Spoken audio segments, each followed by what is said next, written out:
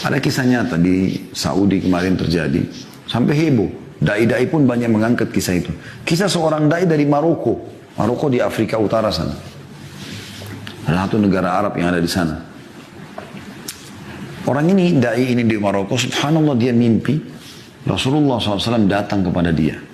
Kisah nyata. Lalu berkata kepada dia, sesungguhnya ada seseorang tinggal di Mekah bernama Fulan, gitu kan. Sampaikan berita gembira kepada dia kalau dia termasuk ahli surga. Orang ini bangun kaget mimpi. Dan Nabi SAW mengatakan siapa yang melihatku dalam mimpinya maka itu pasti aku, tidak mungkin syaitan menjelma jadi aku, gitu kan. Rupanya mimpi lagi hari kedua, mimpi lagi hari ketiga, sampai 3 kali dia mimpi. Karena 3 kali dia penasaran, dia ambil pakaiannya, dia beli tiket, berangkat langsung umroh. Tiba di Mekah dia ngobrol sama teman-temannya dai-dai yang dia kenal juga. Orang-orang saleh, Masya Allah, kelihatan ada jenggotnya, kelihatan wajahnya orang-orang saleh, Masya Allah. Bertemu mereka, lalu dia cerita sama teman-temannya, saya mimpi ada seseorang bernama Fulan bin Fulan dari suku ini, itu di Mekah. Dan Nabi SAW bilang 3 kali dalam mimpi saya, sampaikan dia termasuk ahli surga.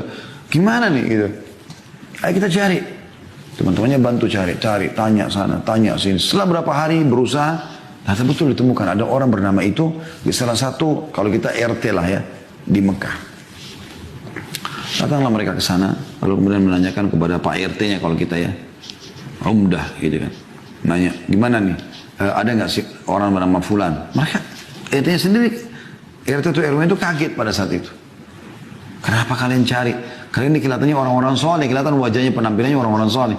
Ngapain cari orang ini? Ternyata orang ini buruk sekali di tengah-tengah masyarakat itu. Tapi Nabi SAW bilang dia termasuk ahli surga. Luar biasa. Gitu. Maka kata orang yang dari Maroko ini, emang kenapa? Dia bilang kalian tidak layak bertemu sama orang ini ahli maksiat. Kalau ada orang yang paling buruk di tempat kami ini, dia orang paling buruk ini. Enggak sholat, enggak segala macam. Kata orang dari Maroko, tapi saya mau ketemu. Di mana rumahnya? Tunjuk rumahnya. Pergilah ke sana, ringkas cerita. Begitu tiba di sana, kemudian ya ketuk-ketuk itu dibuka sama orang ini. Keluarlah orang yang penampilannya, dari penampilan saya subhanallah kelihatan kayak orang buruk gitu ya. Ada orang subhanallah karena maksiatnya walaupun tampan jadi jelek kelihatan. Ada orang subhanallah karena kesolehannya walaupun biasa tapi Allah berikan kelebihan. Seperti itu. Orang nyaman interaksi sama dia. Dia kaget ada orang-orang cari dia, ada apa nih? Dia bilang, kenapa kalian cari saya? Kata orang dari Maroko, apakah kau Fulan bin Fulan dari suku ini? Dia bilang, iya. Dia bilang, saya mau menyampaikan berita dari Rasulullah SAW. Kaget orang itu. Rasulullah SAW? Berita apa? Dia bilang, saya si Fulan dari Maroko, saya mimpi 3 hari berturut-turut. Rasulullah SAW menyuruh saya menyampaikan kepada kamu, berita gembira kalau kau termasuk ahli surga. Kaget orang itu langsung tiba-tiba menangis. Saya? Kata orang Maroko itu, iya, demi Allah saya nggak bohong sama kamu. Saya datang dari Maroko jauh-jauh umroh ini hanya untuk bertemu dengan kamu menyampaikan itu. Dia bilang, demi Allah, akhi, orang itu bilang, tidak ada orang lebih buruk daripada saya di sini. Bagaimana bisa saya dapat jaminan itu? Kata orang Maroko itu, saya nggak pusing dengan itu. Cuma saya datang khusus untuk menyampaikan itu dan saya mau tahu amalan apa yang kau lakukan ini. Sampai 3 hari betul-betul saya mimpi Rasulullah suruh sampaikan sallallahu alaihi wasallam, berarti mereka termasuk ahli surga. Dia bilang, saya tidak ada. Kalau orang Maroko, coba ingat. Hanya sampai dia ingat. Dia mengatakan, yang saya teringat sekarang, tetangga saya ini, tunjuk rumah sebelahnya. Tetangga saya ini adalah seorang janda yang punya 3 anak. Hidupnya susah. Waktu suaminya meninggal, nggak ada yang menaungi mereka. Maka semenjak itu, dan sampai hari ini demi Allah, saya sudah bertekad untuk memberikan setengah gaji saya. Jadi setiap terima gaji, saya kasih ke mereka setengah, kepada saya setengah. Tidak ada yang tahu kecuali saya. Sama Allah subhanahu wa ta'ala. Kata orang Maroko tersebut, itu amalmu.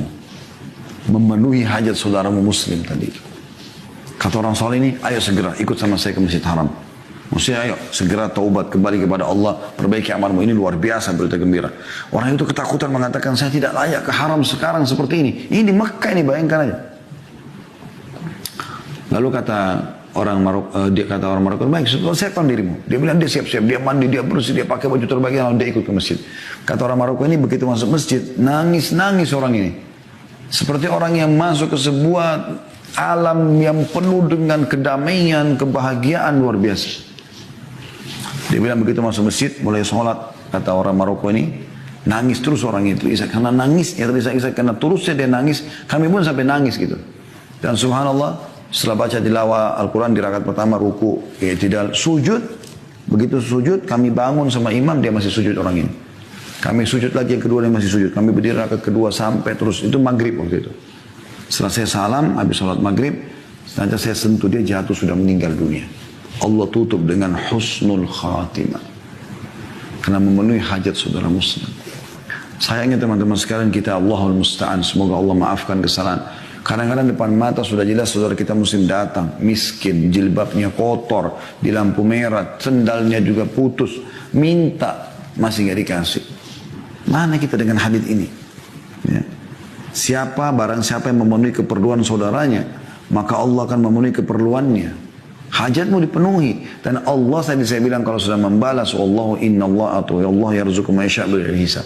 Allah kalau kasih rezeki tidak pernah pakai perhitungan lagi.